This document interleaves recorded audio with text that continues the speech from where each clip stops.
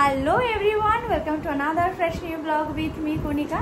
বহুদিন পর এরকম ভিডিওর শুরুতেই কিন্তু ইন্ট্রো দিচ্ছি।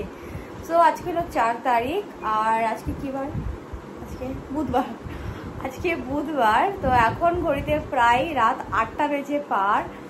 আর এখন আমি আর ভাই যাব বনগাঁতে। কোথায় যাচ্ছি, কিসের জন্য এত রাতে আমি আর ভাই বেরোচ্ছি সেটা জানতে হলে কিন্তু পুরো ভিডিওটা দেখতে হবে। ও তার আগে অলরেডি ভাই বেরিয়ে গেছে। আমি জাস্ট একটু জামা কাপড় রেডি করে নিয়েছি। আমি জাস্ট বেরোবো, ভাই অলরেডি চলে গেছে। আমার জন্য এই হেলমেটটা রেখে গেছে, ওটাকে বয়ে নিয়ে আমাকে এখন যেতে হবে বাজার পর্যন্ত। ওখানে ও দাঁড়িয়ে থাকবে, ওখান থেকে আমায় রিসিভ করবে।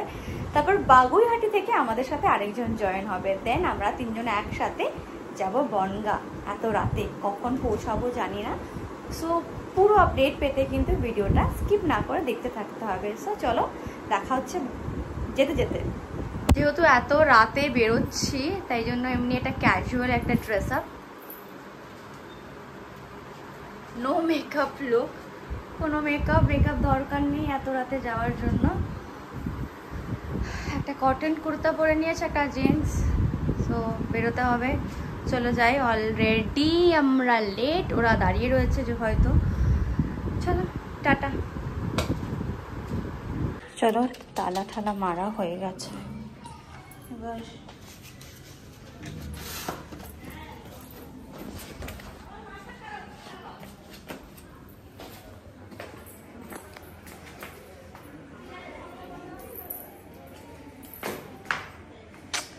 দেখো অবস্থা, আমি সেই হেলমেটটাই আনিনি। উফ, আবার দরজা খুলতে হবে। হেলমেটটা ভুলে গেছিলাম, আবার দরজা লক করতে হবে।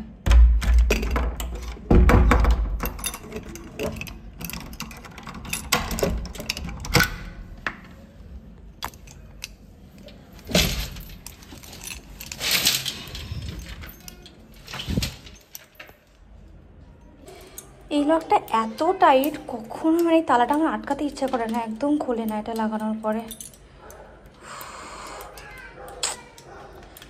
তো দেরি হয়ে যাচ্ছে, তারপরে দেবে ভাই আমাকে।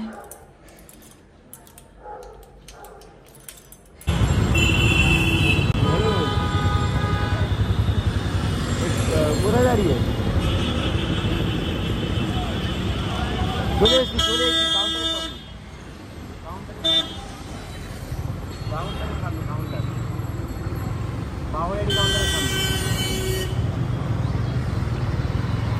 বাগুইহাটি আমি খাই, ওই জন্য পাঠাবো। ভালো করেছি, আমি আগে একবার খেয়েছি আর খাবো না।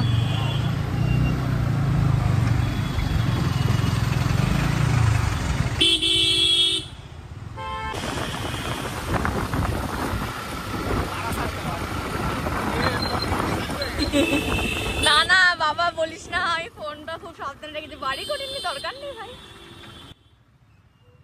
লাস্ট ইয়ারও আমি আর ভাই বাইক নিয়ে মাসির বাড়ির পুজোর জন্য বেরিয়েছিলাম। যাওয়ার সময় মধ্যম গ্রামের একটা ক্রসিংয়ে ভিডিও করতে আমার হাত থেকে আমার ফোনটা পড়ে গিয়ে একদম ভেঙে গেছিলো। মানে একদম ভিডিওটা ভেঙে গেছিলো, খুবই খারাপ অবস্থা। সেই দিন থেকে নিয়ে যতদিন মাসির বাড়িতে ছিলাম, মানে 2-3 দিন, মানে আমি ফোন ছাড়াই ছিলাম। মানে ভীষণ বড় একটা ক্ষতি হয়ে গেছিলো। এর জন্য এবছরে আমি একদম ফোন বার করে সেরকম একটা রিস্ক নিয়ে ভিডিও ক্লিপ নিয়ে নিই।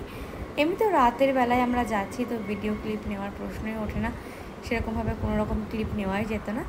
তাই যাওয়ার সময় বেশ কয়েকটাই মাত্র ক্লিপ নিয়েছি। আর আমরা যেদিনকে ফিরছিলাম সেদিনকে মর্নিংয়ে 2-1টা ক্লিপ আমি এখন অ্যাড করে দেব, জাস্ট বিকজ যে রাস্তাটা দিয়ে আমরা যাচ্ছি, এই যশোর রোডের রাস্তাটা দিনের বেলায় কেমন লাগে তার জন্যই। সো ভিডিওটা প্লিজ স্কিপ না করে পুরোটা দেখো। আই হোপ তোমাদের সবার ভালো লাগবে। তো আজকে আমাদের পুরো জার্নিটা তোমাদের সঙ্গে শেয়ার করছি। So keep watching.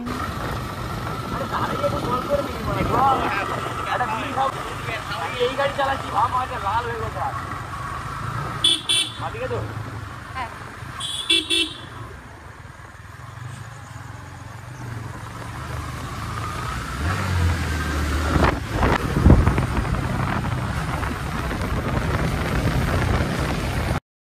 এখন ঘড়িতে পাক্কা রাত 11টা বাজে আর আমরা জাস্ট গোবরডাঙ্গা পৌঁছালাম। ভাই আর মামা গাড়িটা একটু সাইডে রেখে হেঁটে কিছু খাবার খোঁজার জন্য ওরা যাচ্ছে সামনে এগিয়ে, আমি ওদের সাথেই আছি পেছনে পেছনে। সো চলো দেখা যাক কত তাড়াতাড়ি মাসির বাড়ি গিয়ে পৌঁছাচ্ছি। উপরে তো বন্ধ হোটেল খোলা আছে, এটা ডান দিকেটা দেখে ভিতরে যেটা ট্রান্সফরমার পার করে গিয়ে ভিতরে যেটা ঢোকে। গ্রামে রাত 11টা মানে এক্সট্রিম রাত। সো এদিক ওদিক খুঁজেও স্টেশন চত্বরে আমরা একটাও খাবার দোকান পেলাম না।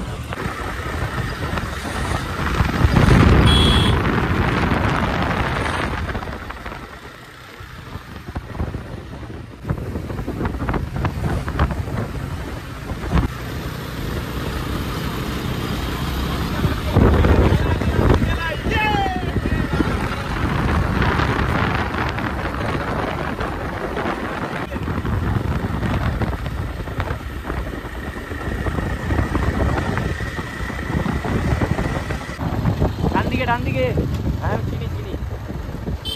এইবার এটা যেমন যাবে তেমন চলে যেতে হবে।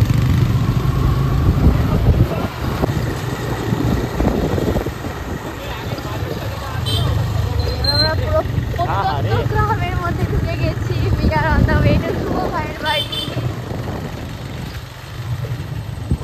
এখন ঘড়িতে প্রায় রাত 11:30টার মতো বাজে আর ফাইনালি আমরা তিনজন কিন্তু মাসির বাড়ি পৌঁছে গেলাম। সো কালকে হচ্ছে মাসির বাড়িতে পুজো আর কালকে আরও অনেক ভিডিও আসতে চলেছে পুজোর। আর নেক্সট ডে আমরা অনেক ফান করেছি, সেই সমস্ত ভিডিও কিন্তু আমার চ্যানেলে 1 by 1 আপলোড হতে চলেছে। সো সেই সমস্ত ভিডিও দেখতে হলে কিন্তু আমার চ্যানেলটাকে সাবস্ক্রাইব করে ফেলতে হবে। আর আজকে ভিডিওটি ভালো লাগলে লাইক কমেন্ট শেয়ার করতে হবে। ফাইনালি মাসির বাড়ি পৌঁছে গেছি। এই যে আমাদের জন্য রাত জেগে বসে আছে আমার বোনু। কি সুন্দর আমায় খেতে দিয়েছে, দেখো কাঁসার থালা, আবার কাঁসার থালায় খেতে দিয়েছে। ধন্যবাদ আপনাকে। দুটো ভাত দিয়েছিস তখন ভিডিও করা উচিত ছিল। এতটা ভাত আমার এত খেতে পেয়েছে নাকি?